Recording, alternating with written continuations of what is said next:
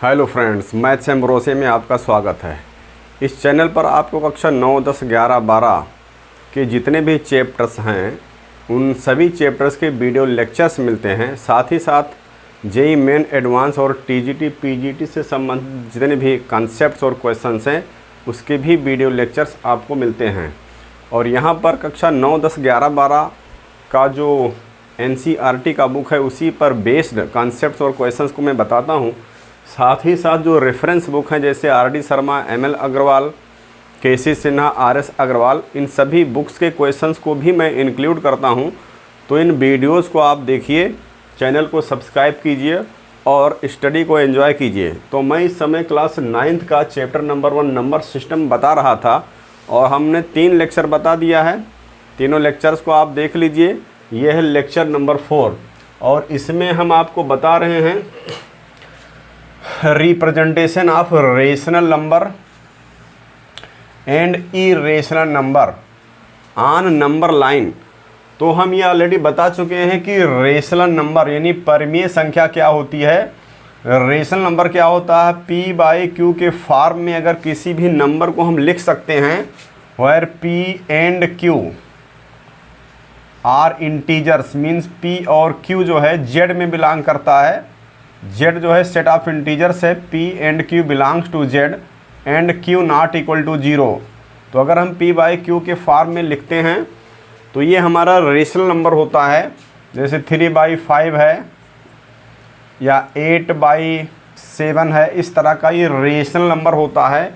और irrational number क्या होता है, जिसको हम p बाई q के फॉर्म में नहीं लिख सकते हैं, जिसको हम p बाई q के फॉर्म में नहीं लिख सकते हैं उसको हम इरेशनल नंबर कहते हैं। जैसे यहाँ पर √2 है, √3 है, पाई है और ई है। पाई यहाँ पर आपको मालूम ही है, ई है एक्सपोनेंशियल। तो ये सब इरेशनल नंबर्स हैं क्योंकि हम इसको p बाई q के फॉर्म में नहीं लिख सकते हैं। मीन्स अगर हम √2/1 लिखेंगे तो यहाँ पर ये इंटीजर नहीं है और इसलिए √2 ये रेशनल नंबर नहीं है। तो जब ये रेशनल नंबर नहीं है तो ये इरेशनल नंबर है, अपरिमेय संख्या है। तो कैसे हम 3/5 या 8/7 को नंबर लाइन पर रिप्रेजेंट करें या √2 को हम कैसे नंबर लाइन पर रिप्रेजेंट करें, आज हम इसी का रिप्रेजेंटेशन सीखेंगे। तो आइए देखते हैं। सबसे पहले हम 3/5 को नंबर लाइन पर रिप्रेजेंट करेंगे। तो इसके लिए हम एक बना लेते हैं नंबर लाइन। ये नंबर लाइन है। नंबर लाइन में मिड में यहाँ 0 होता है, फिर इक्वल डिस्टेंस पर यहाँ 1 होगा, यहाँ 2 होगा, यहाँ 3 होगा और लेफ़्ट में -1, -2, -3। तो मिड में हम 0 को रखते हैं, राइट में पॉजिटिव इंटीजर्स और लेफ़्ट में नेगेटिव इंटीजर्स को हम कर देते हैं। तो ये हमारा हो जाता है नंबर लाइन या रियल लाइन। अब इस नंबर लाइन पर जितने भी रेशनल और इरेशनल नंबर्स हैं सभी यहाँ पर एग्जिस्ट करते हैं।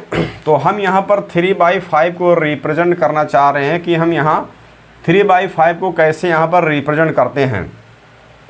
तो हमको ये मालूम है कि 0 के राइट साइड में जितने भी नंबर्स होते हैं सब पॉजिटिव होते हैं, 0 के लेफ़्ट साइड में जितने भी नंबर्स होते हैं सब नेगेटिव होते हैं। तो यहाँ पर हमको 3/5 रिप्रेजेंट करना है। तो हम ये देख रहे हैं कि एक पॉजिटिव नंबर है। पॉजिटिव नंबर है तो 0 से बड़ा होगा, लेकिन ये 1 से छोटा भी है। ये 0 से बड़ा है लेकिन ये 1 से छोटा है, क्योंकि ये 1 तब होगा जब यहाँ 5 होगा। न्यूमरेटर में जब 5 होगा तो 5 से 5 कट करके 1 आएगा, लेकिन ये 5 तो है नहीं, 5 से छोटा है, 3 है। तो ये 1 से लेस है। और वैसे भी याद रखिए कि ये प्रॉपर फ्रैक्शन है। न्यूमरेटर में जो नंबर 3 है वो 5 डिनोमिनेटर से कम है, तो ये लेस देन 1 है। तो ये जो है 3/5 0 से बड़ा है और 1 से छोटा है। इसका मतलब 0 और 1 के बीच में कहीं पर ये होगा। नंबर लाइन पर 0 और 1 के बीच में ये कहीं पर होगा। तो ये कहाँ पर होगा ये पता लगाने के लिए क्या करते हैं कि इस जो है फ्रैक्शन को, इस रेशनल नंबर 3/5 में हम ये डिनोमिनेटर को देखते हैं। तो डिनोमिनेटर यहाँ 5 है, तो डिनोमिनेटर 5 है, इसलिए 0 और 1 के बीच में हम 5 इक्वल पार्ट में इसको डिवाइड कर देते हैं। 1 2 3 4 5 एक पार्ट हुआ, 2 3 4, ये 5 पार्ट हो गया। 5 इक्वल पार्ट में हमने 0 और 1 के बीच जो पोर्शन है लाइन का, इसको डिवाइड कर दिया। अब न्यूमरेटर में 3 है तो हम यहाँ से 3 पार्ट यहाँ से ले लेते हैं। यहाँ पर 0 है, यहाँ से हम 3 पार्ट लेंगे, 1 2 3। तो ये जो पॉइंट है यही पॉइंट बता रहा है 3/5 को। ये जो पॉइंट है हमारा, यही पॉइंट हमारा बता रहा है 3/5 को।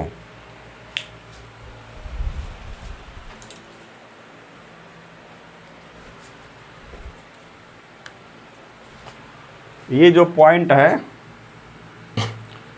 क्योंकि हमने इसको 5 इक्वल पार्ट में डिवाइड कर दिया, और ये 5 इक्वल पार्ट में क्यों डिवाइड किया, क्योंकि डिनोमिनेटर 5 और 3 यहाँ न्यूमरेटर में है, तो 3 पार्ट लेना है, 1 2 3। तो ये जो पॉइंट है नंबर लाइन पर, ये जो पॉइंट दिख रहा है यही 3/5 को रिप्रेजेंट करता है। तो इस तरह से 3/5 का रिप्रेजेंटेशन नंबर लाइन पर हो गया। मीन्स यहाँ पर है 3/5। अब अगर हमको 8/7 को यहाँ नंबर लाइन पर रिप्रेजेंट करना है, 8/7 कहाँ पर है। अब हम 8/7 को नंबर लाइन पर डिनोट करेंगे। तो यहाँ पर 8/7 न्यूमरेटर में देखिए, ये 7 डिनोमिनेटर से ज़्यादा है, तो सबसे पहले हम इसको 7 से डिवाइड करके और मिक्स फ्रैक्शन में कन्वर्ट करेंगे। 7 1 जा 7 1 8। तो ये 8/7 को 1 एंड 1/7 लिखेंगे। ये जो यहाँ पर क्वेश्चन में आता है 1 हो जाता है, होल यहाँ पर आता है, रिमाइंडर यहाँ ऊपर जाता है, और ये डिनोमिनेटर में रहता है जो डिवाइज़र होता है। तो 8/7 को 1 एंड 1/7 लिख लिया। तो यहाँ से हमको ये दिख रहा है कि ये जो नंबर है 1 से बड़ा है, 1 एंड 1/7 जो है 1 से बड़ा है, लेकिन ये 2 से छोटा है। इसका मतलब ये हुआ कि ये जो 1 एंड 1/7 है, यानी 1 से 1/7 जो है, ये 8/7 है, वो 1 से बड़ा है और 2 से छोटा है। तो 1 और 2 के बीच में ये कहीं पर होगा, 1 और 2 के बीच में कहीं पर होगा। तो अभी कहाँ इसका पता लगाने के लिए, यहाँ डिनोमिनेटर देखिए 7 लिखा हुआ, तो हम इसको 7 इक्वल पार्ट में डिवाइड करेंगे। 1 2 3 4 5 6 7, 1 2 3 4 5 6 7, ये 7 इक्वल पार्ट में हमने इसको डिवाइड कर दिया। अब यहाँ पर ये जो 8/7 है, इसका मीनिंग है 1 एंड 1/7। तो एक तो यहाँ पर पूरा हमारा हो गया, ये जो 1 लिखा हुआ है इस 1 से हमारा यहाँ पर पूरा हो गया, और 1/7 हमको एक पार्ट यहाँ पर और ले लेना है। तो ये जो पॉइंट है, ये जो नंबर लाइन पर ये पॉइंट है, ये 1 एंड 1/7 को बता रहा, यानी 7 1 जा 7 एंड 1 8/7 को ये बता रहा है। तो इस तरह से कोई भी रेशनल नंबर है तो हम सबसे पहले देखते हैं किन 2 इंटीजर्स के बीच में ये लाई करता है। सबसे पहले ये देखते हैं कि किन 2 इंटीजर्स के बीच में लाई करता है, किन 2 पूर्णांकों के बीच में लाई करता है। उसके बाद में डिनोमिनेटर में जितना लिखा होता है उतने पार्ट में हम उसके बीच में भाग कर देते हैं, और न्यूमरेटर में जितना लिखा होता है उसको हम काउंट कर लेते हैं। तो वही हमारा पॉइंट नंबर लाइन पर मिल जाता है।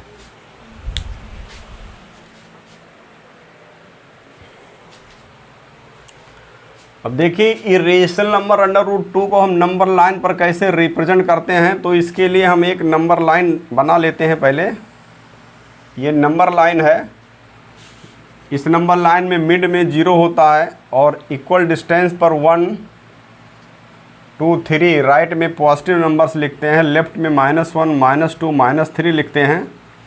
और अब हमको यहाँ पर रिप्रेजेंट करना है √2 को।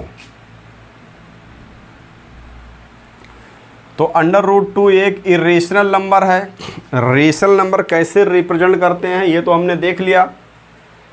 अब यहाँ पर √2 को रिप्रेजेंट करने के लिए हम क्या करेंगे, यहाँ पर तो 0 है, ये जो 1 यूनिट है यहाँ से लेकर के यहाँ तक ये 1 यूनिट है। हम अपना कंपास लेंगे और ये जो 1 यूनिट है यहाँ पर नोक रख करके इस 1 यूनिट को कट करेंगे, और फिर यहाँ पर हम एक परपेंडिकुलर ड्रा करेंगे। यहाँ से हम एक परपेंडिकुलर ड्रा करेंगे और जो 1 यूनिट यहाँ पर है उस 1 यूनिट को हम यहाँ रख कर कट कर लेंगे।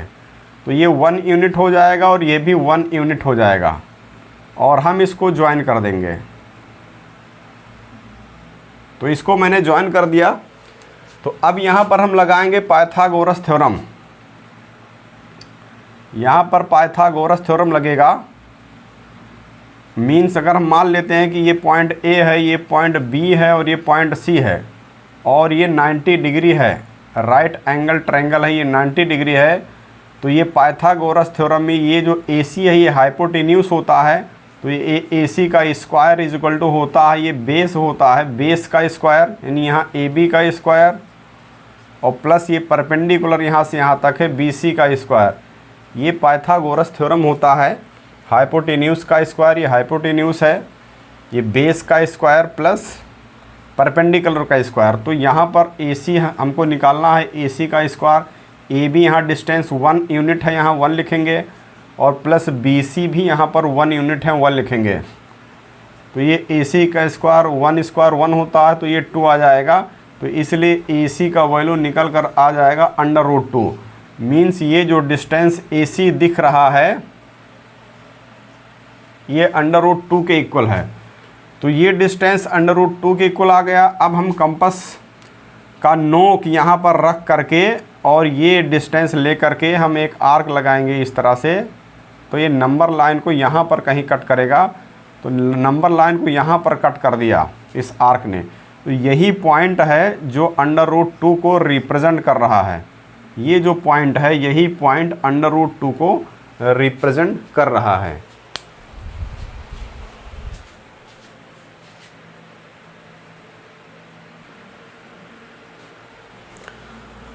अब देखिए representation of √3 on number line. Number line को हम √3 को कैसे रिप्रेजेंट करते हैं, तो इसके लिए हम एक नंबर लाइन ड्रा कर लेते हैं। ये नंबर लाइन है, मिड में हम 0 रखते हैं, राइट में 1 2 3 इक्वल डिस्टेंस पर रखते हैं, लेफ्ट में -1 -2 -3 होता है। तो अब यहाँ √3 को रिप्रेजेंट करना है। तो सबसे पहले हम यहाँ पर 1 डिस्टेंस को लेकर के यहाँ पर एक परपेंडिकुलर ड्रा करेंगे।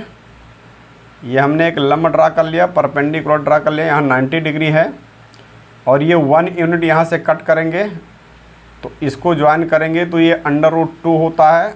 ये 1 यूनिट है, ये 1 यूनिट है। पाइथागोरस थ्योरम अप्लाई करेंगे तो ये √2 हो जाएगा, ये √2 हो जाएगा। ये हमने पहले ही बता दिया। अब फिर से इस पॉइंट पर परपेंडिकुलर ड्रा करेंगे।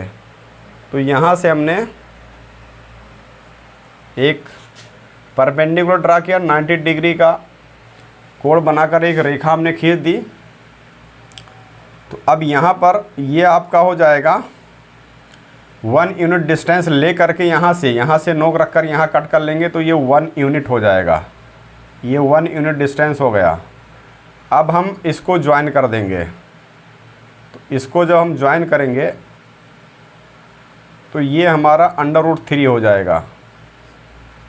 ये √2 होता है, ये √3 हो जाएगा। कैसे हो जाएगा, अगर हम इसको A समझें, इसको B समझें और इसको C समझें तो ये जो AC होता है ये 90 डिग्री यहाँ पर है। इस 90 डिग्री के लिए, इस राइट एंगल ट्रायंगल में 90 डिग्री के लिए हाइपोटेन्यूस यानी कर्ण है। तो यहाँ पर AC का स्क्वायर इज इक्वल टू ये AB यहाँ पर बेस है, AB square plus BC perpendicular है, BC स्क्वायर। ये जो होता है ये पाइथागोरस थ्योरम होता है। तो यहाँ से AC का स्क्वायर, AB मीन्स यहाँ √2 का स्क्वायर हो जाएगा, √2 स्क्वायर, और BC यहाँ पर 1 है तो ये 1 स्क्वायर हो जाएगा। तो √2 का स्क्वायर 2 होता है प्लस 1, तो AC स्क्वायर 3 आया, तो AC बराबर आ गया √3। तो यहाँ से ये हमको √3 AC मिल गया। अब हम कंपास का नोक जो है यहाँ पर रखेंगे और ये AC डिस्टेंस ले करके और यहाँ से एक चाप लगा देंगे, एक आर्क हम लगाएंगे जो यहाँ पर कहीं कट करेगा। नंबर लाइन को यहाँ पर कट किया तो यही पॉइंट जो है √3 को बता रहा है। यही पॉइंट जो है √3 को रिप्रेजेंट कर रहा है। तो इस तरह से हम देख रहे हैं कि नंबर लाइन पर, ये जो हमारा नंबर लाइन है जिसको हम रियल लाइन कहते हैं, और इस लाइन पर हमने देखा कि इस लाइन पर रेशनल नंबर भी एग्जिस्ट करता है और इस लाइन पर इरेशनल नंबर भी एग्जिस्ट करता है। तो इसलिए हम इसको रियल नंबर लाइन कहते हैं। और इस नंबर लाइन का जितना भी पॉइंट है, नंबर लाइन का जितना भी पॉइंट है, ये किसी न किसी रियल नंबर को रिप्रेजेंट करता है। और प्रत्येक रियल नंबर को हम, चाहे वो रेशनल हो चाहे इरेशनल हो, नंबर लाइन पर रिप्रेजेंट कर सकते हैं।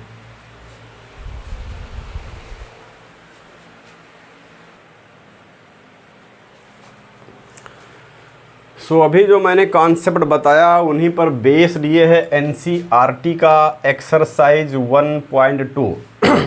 तो 9th और 10th क्लास की जितने स्टूडेंट्स हैं ये सही से समझ लें, क्योंकि ये बहुत ही इम्पोर्टेंट है। नंबर लाइन पर हम कैसे रेशनल नंबर को रिप्रेजेंट करते हैं, कैसे इरेशनल नंबर को रिप्रेजेंट करते हैं, उसी पर बेस्ड ये एक्सरसाइज है। देखिए क्वेश्चन नंबर 1 है, state whether the following statements are true और फॉल्स, जस्टिफाई और आंसर।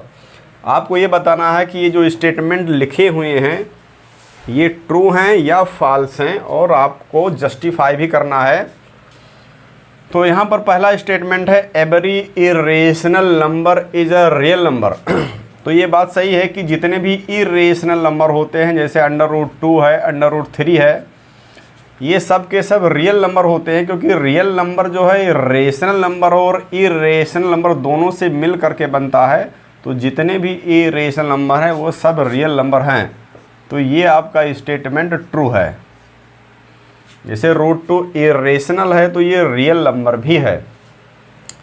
सेकंड स्टेटमेंट है, every point on the number line, every point on the number line is of the form √m where m is natural number।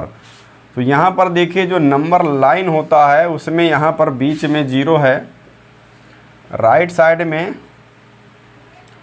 1 2 3 होता है और left में -1 -2 -3 होता है। तो √m के फॉर्म में जैसे यहाँ 0 लिखा हुआ तो 0 को हम √0 लिख सकते हैं, 1 को हम √1 लिख सकते हैं, 2 को हम √4 लिख सकते हैं, 3 को हम √9 लिख सकते हैं। ये तो सही है। जितने भी पॉजिटिव नंबर्स हैं इसके बीच में यहाँ पर कहीं √2 भी होगा, √3 भी होगा। तो जितने भी पॉजिटिव नंबर्स हैं नंबर लाइन पर उनको तो हम √m के फॉर्म में लिख सकते हैं और m इन नेचुरल नंबर। लेकिन यहाँ जितने भी निगेटिव नंबर्स हैं उसको हम √m के फॉर्म में नहीं लिख सकते हैं। तो ये हमारा स्टेटमेंट फॉल्स हो जाएगा। ये स्टेटमेंट हमारा फॉल्स हो जाएगा क्योंकि यहाँ प्लस माइनस तो लगा नहीं है, सिर्फ √m लिखा हुआ है। तो जब यहाँ पर ओनली √m लिखा हुआ तो m का वैल्यू कोई भी नंबर हम लिखेंगे, मान लीजिए हमने 16 लिख दिया तो 4 यहाँ से निकल करके आएगा, -4 तो आएगा नहीं। अगर यहाँ पर प्लस माइनस √m लिखा होता तो प्लस माइनस √m लिखा होता तब तो जो है इसके जितने भी पॉइंट्स हैं सब प्लस माइनस √m के फॉर्म में हम लिख सकते थे। लेकिन यहाँ पर सिर्फ प्लस ही डिनोट हो रहा है तो इससे हमारा निगेटिव नंबर नहीं निकल कर आएगा और इसलिए ये हमारा स्टेटमेंट फॉल्स हो जाएगा। थर्ड स्टेटमेंट है, every real number is an irrational number. तो देखिए रियल नंबर में आपका 2 रियल नंबर है, 3 रियल नंबर है, 4 रियल नंबर है, ये सब के सब रियल नंबर हैं, लेकिन ये इरेशनल नहीं है। तो यहाँ पर ये भी स्टेटमेंट हमारा फॉल्स है, ये भी स्टेटमेंट हमारा फॉल्स है।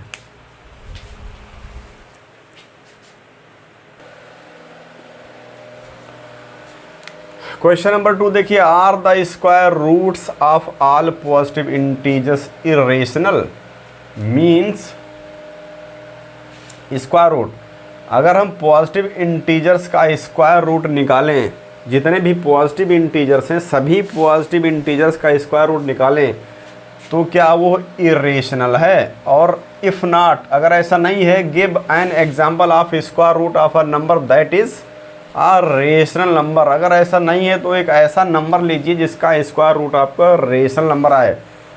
तो यहाँ पर जो है इसका सॉल्यूशन ये हो जाएगा, are the square root of all positive integers irrational. तो इसका आंसर हो जाएगा नो, क्योंकि जैसे मान लीजिए यहाँ पर 9 एक पॉजिटिव इंटीजर है, इसका स्क्वायर रूट निकालते हैं तो ये 3 आता है, और ये इरेशनल नहीं है, ये तो रेशनल है।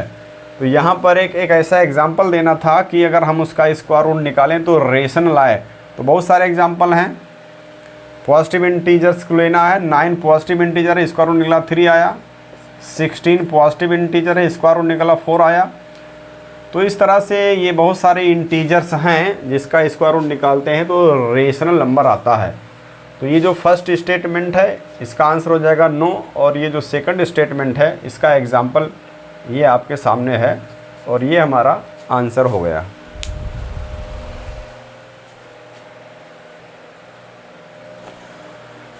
सो स्टूडेंट्स, अब आप देखिए क्वेश्चन नंबर 4।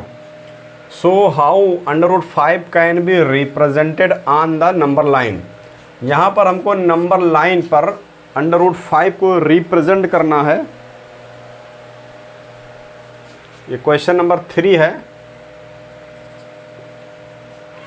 √5 को हमको नंबर लाइन पर रिप्रेजेंट करना है, तो √2 √3 को हम पहले ही रिप्रेजेंट कर चुके हैं। अब आप देखिए √5, ये आपके एक्सरसाइज का क्वेश्चन है, तो इसको कैसे रिप्रेजेंट करें इसको देखिए। यहाँ 0 होता है, यहाँ पर 1 2 3 इक्वल डिस्टेंस पर होते हैं। तो कभी भी हमको √5 √2 √3 रिप्रेजेंट करना है तो यहाँ पर याद रखिए पाइथागोरस थ्योरम ही यूज होता है। तो यहाँ पर हम जानते हैं कि अगर हम यहाँ 2 यूनिट ले लें तो 2 का स्क्वायर 4 होता और 1 का स्क्वायर 1 होता, तो 5 हो जाएगा। तो यहाँ पर हम कंपास का नोक रख करके 2 यूनिट काटेंगे, और इस 2 यूनिट पर एक हम लंब जो है परपेंडिकुलर ड्रा करेंगे। 90 डिग्री कोण बनाती हुई लाइन खींचेंगे, इसको हम परपेंडिकुलर कहते हैं, हिंदी में लंब कहते हैं। और यहाँ से जो 1 यूनिट है यहाँ नोक रख करके 1 यूनिट काट लेंगे, तो ये 1 यूनिट हो जाएगा। तो यहाँ से यहाँ तक 2 यूनिट हो गया, और ये हमारा हो गया 1 यूनिट। अब इसको हम मिला देंगे, इसको हमने ज्वाइन कर दिया। अब अगर हम इसको A मान लें, इसको B मान लें, इसको C मान लें, तो ये हमारा AC जो है हाइपोटेन्यूस है, कर्ण है। AC का स्क्वायर इज इक्वल टू आएगा बेस आपका AB का स्क्वायर प्लस परपेंडिकुलर BC का स्क्वायर। तो ये AC का स्क्वायर, AB यहाँ पर ये 2 यूनिट है, 2 का स्क्वायर, और BC यहाँ पर ये 1 यूनिट है, 1 का स्क्वायर। तो ये 2 दूना 4 और 1 5 हो गया। तो AC बराबर, तो AC स्क्वायर आया है, तो यहाँ से AC बराबर √5 आया। मीन्स ये जो डिस्टेंस आप देख रहे हैं, ये डिस्टेंस ये AC ये √5 के इक्वल है, ये √5 के इक्वल है। कंपास का नोक यहाँ पर रखेंगे, ये डिस्टेंस ले करके एक हम यहाँ से आर्क लगाएंगे, और यहाँ पर नंबर लाइन तो इस पॉइंट पर कट करेगा, तो यही पॉइंट आपका हो जाएगा √5। तो इस तरह से ये एक इरेशनल नंबर है, और इसको हमने नंबर लाइन पर रिप्रेजेंट कर दिया। इस तरीके से हम किसी भी इरेशनल नंबर को नंबर लाइन पर रिप्रेजेंट कर सकते हैं।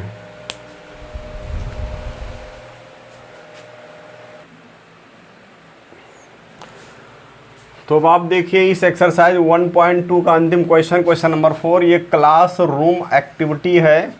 यहाँ पर कंस्ट्रक्ट करना है स्क्वायर रूट स्पाइरल, यानी वर्गमूल सर्पिल हमको कंस्ट्रक्ट करना है। तो ये एक्टिविटी आपके बुक में लिखी हुई है। इसमें करना क्या है कि हम एक यूनिट डिस्टेंस यानी 1 सेंटीमीटर का एक लाइन यहाँ ड्रा करते हैं OP1, फिर 190 डिग्री का यहाँ पर कोण बनाते हुए 1 यूनिट यहाँ ड्रा करते हैं, और इसको ज्वाइन कर देते हैं, तो ये √2 हो जाता है। फिर इसके बाद में हम यहाँ पर परपेंडिकुलर ड्रा करेंगे और 1 यूनिट कट करेंगे। अब ये √2 है, ये 1 है, तो पाइथागोरस थ्योरम लगाएंगे, तो ये जो है निकल कर आएगा √3। इसी तरह से फिर हम यहाँ परपेंडिकुलर ड्रा करेंगे और इसको 1 यूनिट लेंगे, और ये √3 है, ये 1 है, तो इसका स्क्वायर 3 होगा, इसका स्क्वायर होगा, ऐड करेंगे तो ये √4 आ जाएगा। अगर हम इसको ज्वाइन करेंगे तो ये हमारा √4 आ जाएगा, ये हमारा √4 आ जाएगा, ये √4 हो गया। ये होगा √4। अब इसके बाद में हम फिर इस पर एक परपेंडिकुलर ड्रा करेंगे। यहाँ पर हम एक परपेंडिकुलर खींचेंगे 90 डिग्री का एंगल बनाते एक रेखा खींचेंगे। 1 यूनिट डिस्टेंस लेना है तो ये 1 यूनिट हो जाएगा, ये 90 डिग्री हो जाएगा। फिर जब हम इसको यहाँ ज्वाइन करेंगे तो ये √5 हो जाएगा।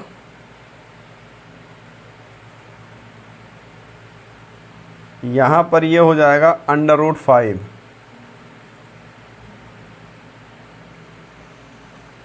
ये √5 हो जाएगा, ये √5 हो जाएगा, क्योंकि यहाँ पर 4 का स्क्वायर √4 का स्क्वायर 4 हुआ, 1 ऐड 5 हुआ। फिर यहाँ पर हम परपेंडिकुलर ड्रा करेंगे, यहाँ पर 90 डिग्री का एंगल बनाते हुए रेखा खींचेंगे, यहाँ पर 90 डिग्री हो जाएगा। 1 यूनिट लेंगे, इसको ऐड करेंगे तो ये हमारा √6 हो जाएगा। ये हमारा √6 हो जाएगा, ये हो जाएगा √6, ये हो जाएगा √6। और फिर अगर यहाँ पर परपेंडिकुलर ड्रा करें तो इस तरह से हम ड्रा करते जाएंगे। तो यहाँ पर हमको √2, √3, √4, √5, √6 जितने भी नेचुरल नंबर्स हैं इनका सबका रिप्रेजेंटेशन हो जाएगा। और ये इस तरह से एक स्क्वायर रूट स्पाइरल बनेगा, क्योंकि ये जो है इस तरह से बन जाएगा हमारा, ये एक स्पाइरल इस तरह से आएगा, इस तरह से आगे भी ये इस तरह से जाएगा, तो इसे बनता है। तो इसको हम स्पाइरल कहते हैं। इस ग्राफ को, इस आकृति को हम स्पाइरल कहते हैं। तो इस तरह से ये आपका एक्सरसाइज 1.2 कंप्लीट हो गया। ये NCERT के क्वेश्चंस हैं, लेकिन आगे हम रेफरेंस बुक के क्वेश्चंस को भी इंक्लूड करेंगे। तब तक आप देखते रहिए मैथ्स एम्ब्रोसिया।